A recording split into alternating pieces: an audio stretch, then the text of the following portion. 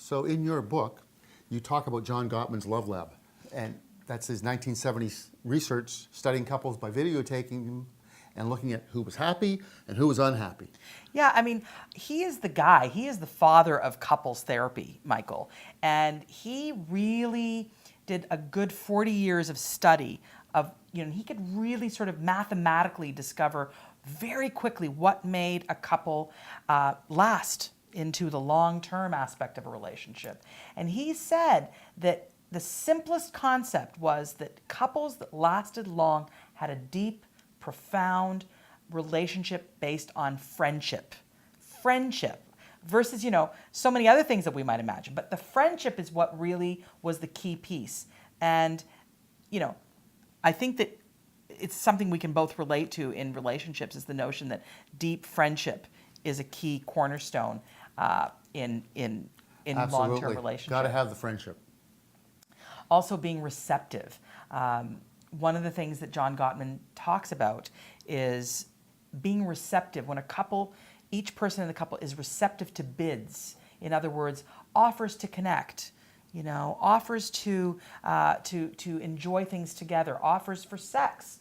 The more a person positively accepted the bid for connection, the more likely that couple had built into the pot of goodwill, into the pot of positive, the positive emotional bank account. And they were feeding that bank account constantly, constantly. And research really showed that being receptive to one another often was the key to building positive connection, essentially, and intimacy. Is this something I know you do a lot of work with people who are coping with long-term relationships in the business world. Yes. Would you say that applies? Absolutely. It's transferable one to the other. Okay.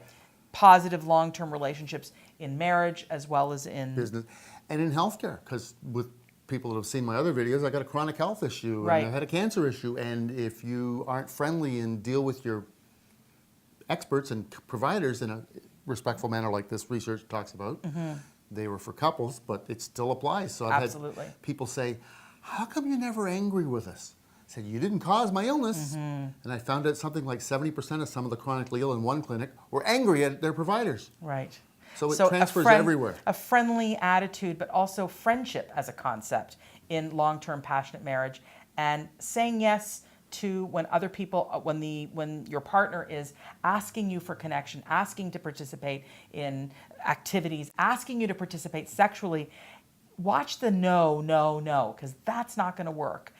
Another thing that Gottman talks about is the notion of if you make a mistake, as we all do, if you kind of mess up, fix it quickly.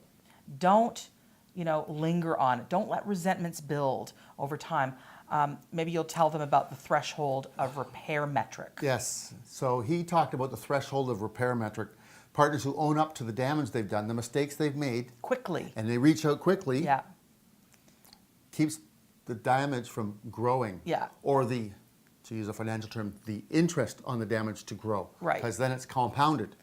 It's more ingrained, so that's harder to overcome. And the most resilient couples tend to go down the road of profound negativity when they constantly are experiencing a partner not owning up to their part in the thing. Yes. Not saying, yes, I made a mistake, I'm sorry.